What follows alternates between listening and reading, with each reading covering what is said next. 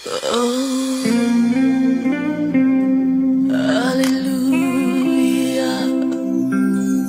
Mon âge ne me permet plus d'être célibataire.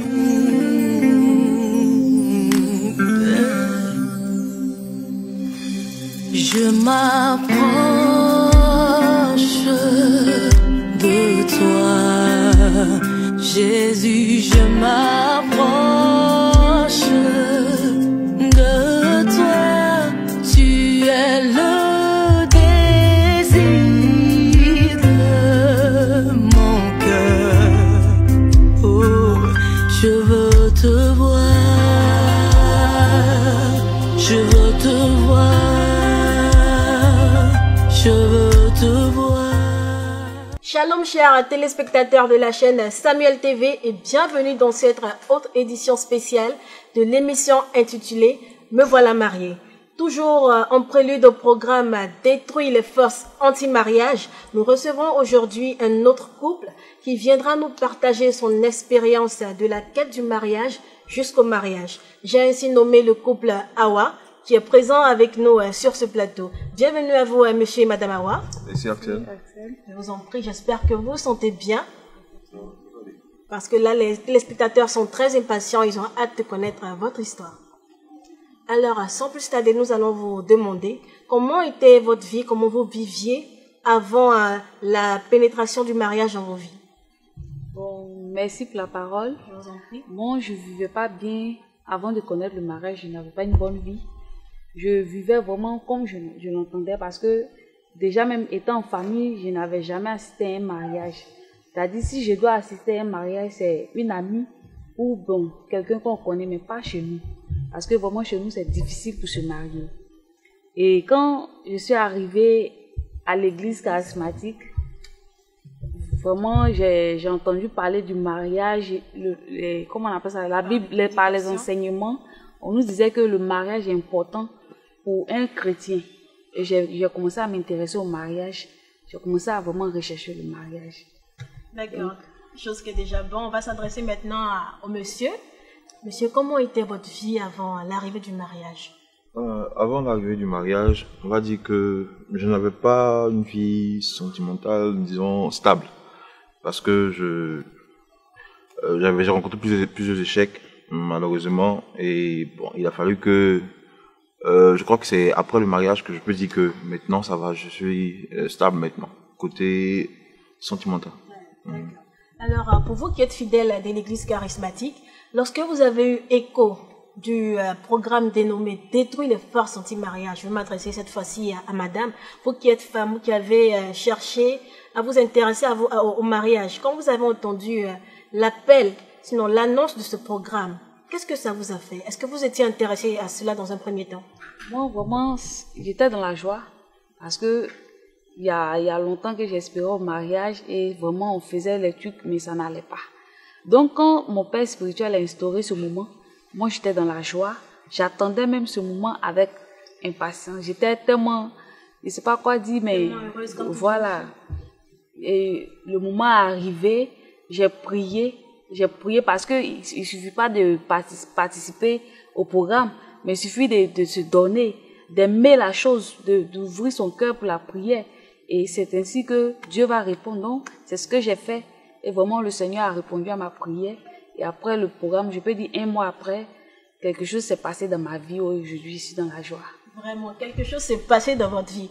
Alors, monsieur Awa, comment ça a été lorsque vous avez entendu parler du programme Détruire les forces anti-mariage, vous qui êtes l'homme? On va dire que pour moi, c'était comme tout autre programme. Hein. Je n'ai pas porté une attention particulière à la chose.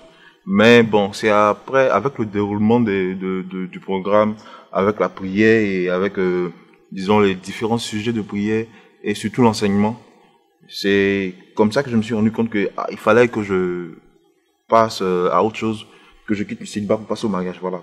C'est de là qu'est partie ma décision de me marier. Voilà. Donc on est tous unanimes sur la question, sinon sur la réponse de savoir quel est l'impact de ce programme, quel a été l'impact de ce programme dans vos vies. C'était inéluctablement le mariage. Et nous sommes très contents quand nous nous rappelons encore du 24 décembre 2016. Alors, Comment était ce jour-là? Parlez-nous-en. Vraiment, j'étais dans la joie parce que dans ma famille, il y a 7 filles. Et parmi les 7 filles, je peux dire, je suis l'avant-dernière. L'autre, bon, on peut dire, son âge n'est pas encore arrivé, mais moi, je suis l'avant-dernière et j'ai été la première à être amenée à la mairie, mariée à la mairie, mariée à l'église. Vraiment, c'est une joie pour moi. J'étais vraiment dans la joie. Et je continue toujours d'être dans la joie. Ça veut dire que le bonheur, il perdure. Hein. C'est pas un mariage, voilà, un mariage partiel, un mariage, comment on le dirait, platonique. C'est un mariage qui dure vraiment. Alors, Monsieur Awa, pour vous qui êtes l'homme, comment ça s'est passé les démarches jusqu'à l'arrivée du mariage? Est-ce que ça a été facile pour vous? Ça n'a vraiment pas été facile parce qu'il fallait réunir les fonds d'abord pour le mariage et c'était vraiment un parcours du combattant. Il fallait, comme je dis, aller de gauche à droite, voir comment d'abord pour les courses, pour les dossiers du mariage et pour tout ce qui s'affairait déjà et qui était se rapportait au mariage. Il fallait vraiment, comme on dit, du courage. Ça a été de la persévérance et tout ça.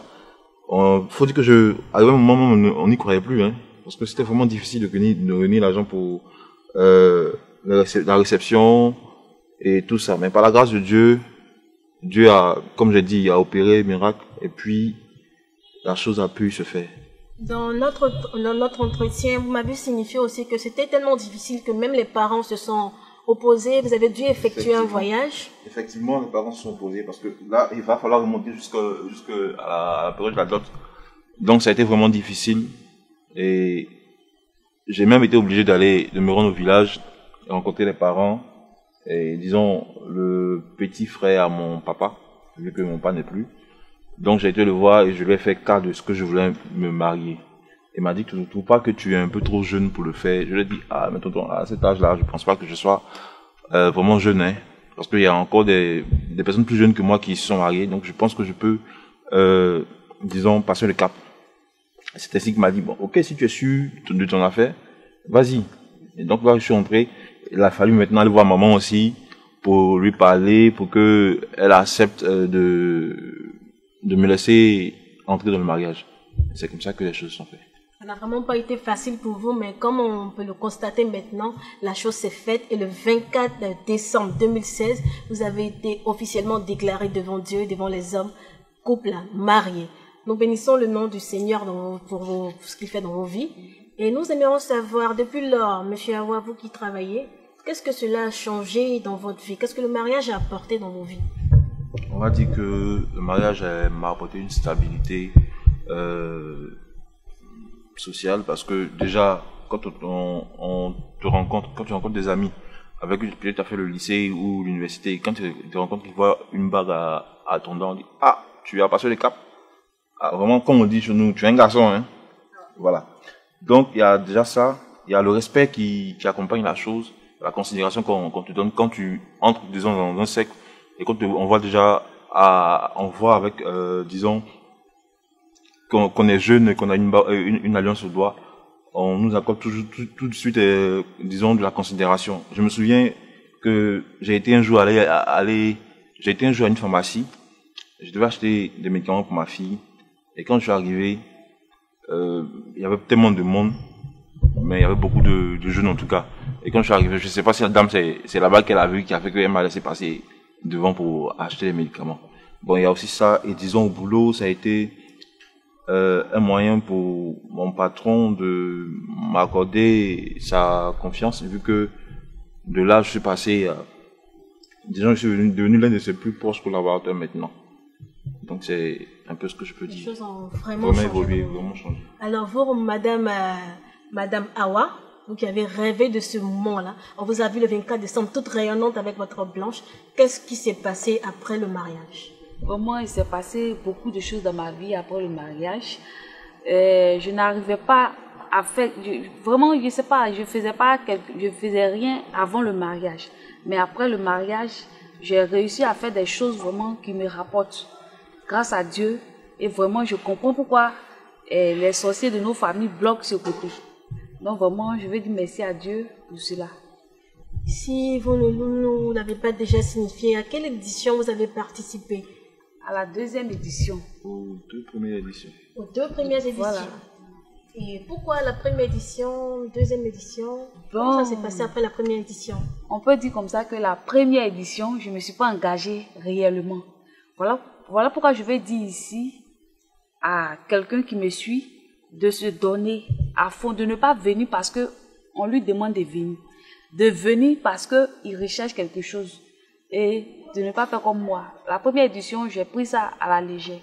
Et à la deuxième édition, quand j'ai vu qu'à la première édition, les gens se sont mariés, moi je n'étais pas parmi ces personnes. À la deuxième, je ne me suis pas amusée avec la première. Voilà, je me suis donnée à fond et aujourd'hui, je fais partie de ces personnes qui sont mariées. Bien heureusement pour vous.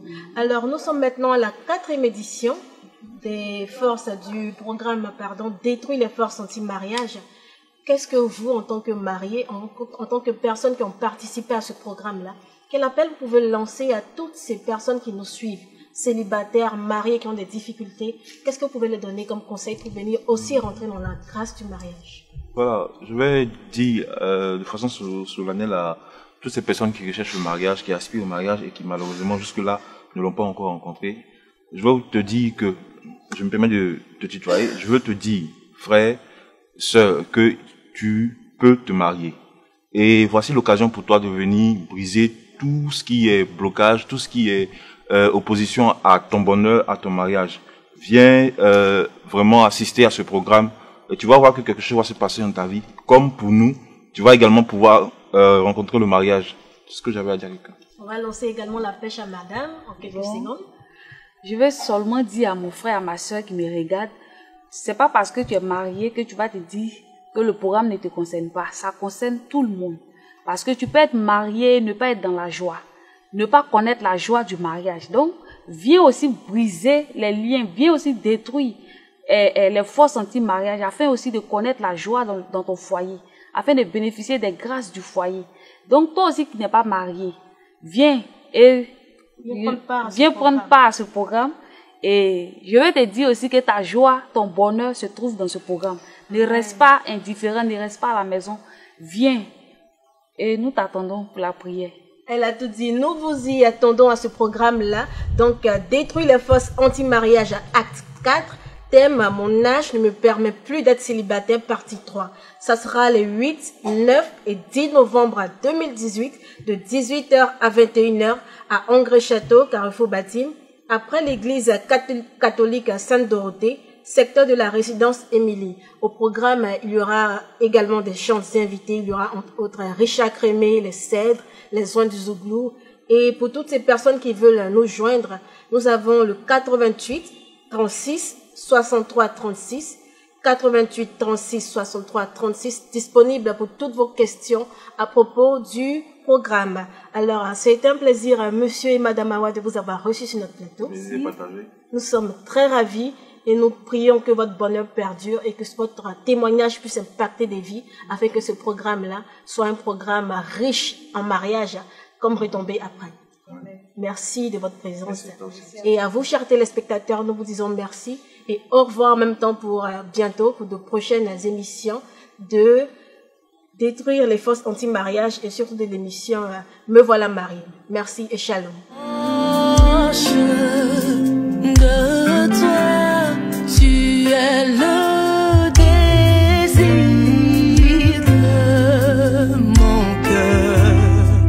Oh, je veux te voir.